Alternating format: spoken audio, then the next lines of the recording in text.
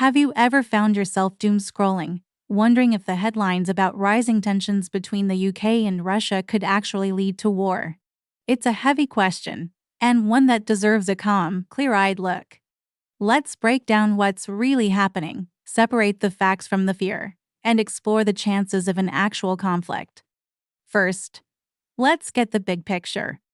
The relationship between the United Kingdom and Russia has been frosty for years, if not decades. Think back to the Cold War era. While the Berlin Wall fell, a deep-seated mistrust remained. More recently, events have thrown fuel on the fire. The 2006 poisoning of Alexander Litvinenko in London and the 2018 Salisbury nerve agent attack on Sergei and Yulia Skripal were major flashpoints. The UK government directly accused the Russian state of being behind these attacks, leading to diplomatic expulsions and harsh sanctions. These weren't just political disagreements, they were seen as direct attacks on British soil, a massive breach of international norms. Then came the full-scale invasion of Ukraine in 2022. This event completely reshaped European security. The UK, along with its NATO allies, immediately positioned itself as one of Ukraine's staunchest supporters. We're talking billions in military aid, training for Ukrainian soldiers on British soil, and relentless diplomatic pressure on Moscow.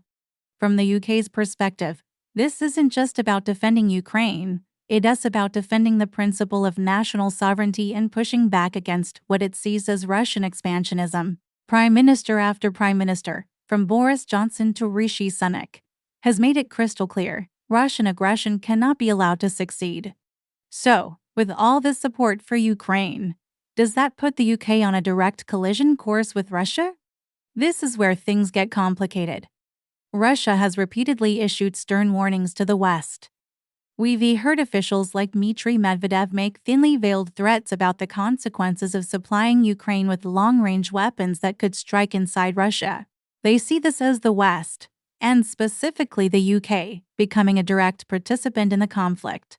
Every time a new weapons package is announced, whether it has Storm Shadow missiles or Challenger to tanks, Moscow responds with heated rhetoric, accusing the UK of escalation.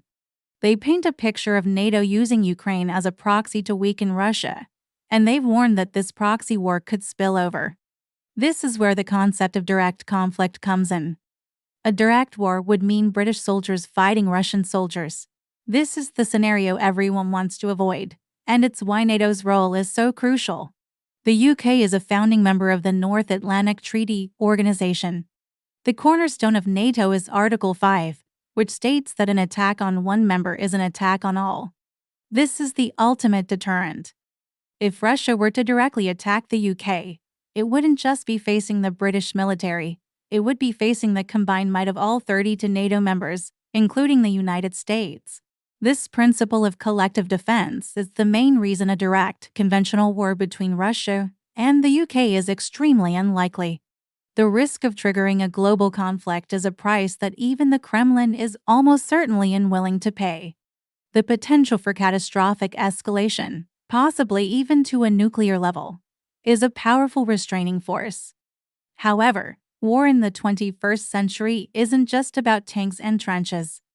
We need to talk about hybrid warfare. This is where the real, ongoing conflict is happening right now. Hybrid warfare is a blend of conventional military threats, covert operations, cyber attacks, disinformation campaigns, and economic pressure. Russia is considered a master of this. Think about it: cyber attacks targeting UK government infrastructure, banks, or energy grids. We've seen warnings from GCHQ, the UK's intelligence and security organization, about this exact threat. They constantly work to fend off state-sponsored hacking attempts. Then, there's disinformation.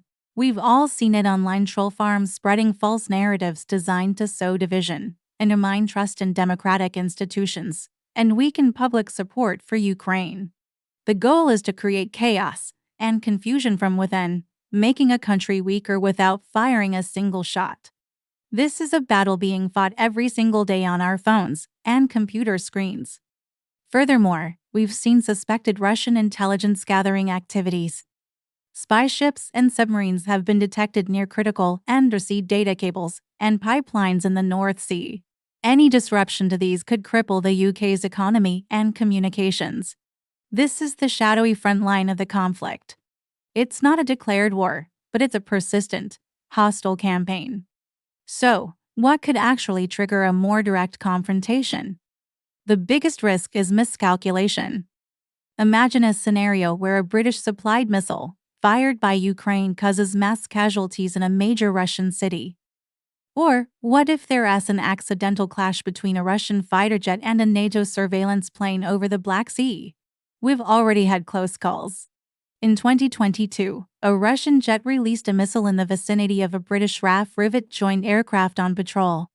While Russia claimed it was a malfunction, the UK Defense Secretary at the time called it a potentially dangerous engagement. An incident like that, if it went differently, could escalate rapidly. Both sides are operating in close proximity, and the potential for a mistake that spirals out of control is a very real danger. It's a high-stakes tightrope walk. Let's also look at the military balance. The UK has a highly professional, technologically advanced military. The Royal Navy, the British Army, and the Royal Air Force are among the most capable in the world. However, years of defense cuts have raised questions about the UK's readiness for a sustained, high-intensity conflict.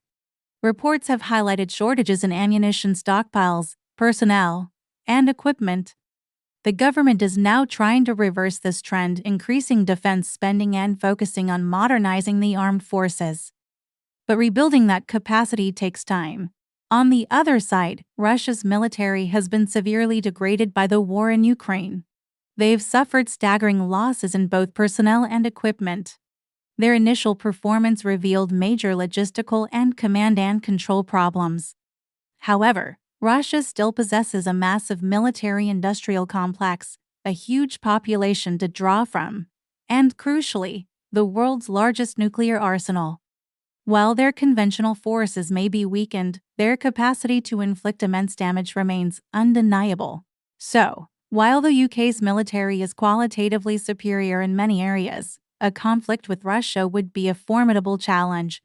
So, to answer the core question, is a direct war between the UK and Russia likely? The short answer is no, not in the traditional sense. The NATO Article 5 guarantee is a powerful deterrent against a direct conventional attack. Neither side wants a conflict that could escalate into World War III. However, are we in a state of conflict with Russia? Absolutely. The hybrid war is already happening. The cyber attacks, the disinformation, the espionage. This is the reality of the current relationship. The real danger isn't a planned invasion, but a sudden, unintentional escalation from a crisis or a miscalculation in a tense environment like the Black Sea or the Baltic region. The UK's strategy, therefore, is one of deterrence and support. By arming Ukraine, the goal is to ensure Russia cannot win its war of aggression, thereby deterring future expansionism. By strengthening NATO's eastern flank and modernizing its own military, the UK aims to make the cost of any direct attack unthinkably high for Moscow.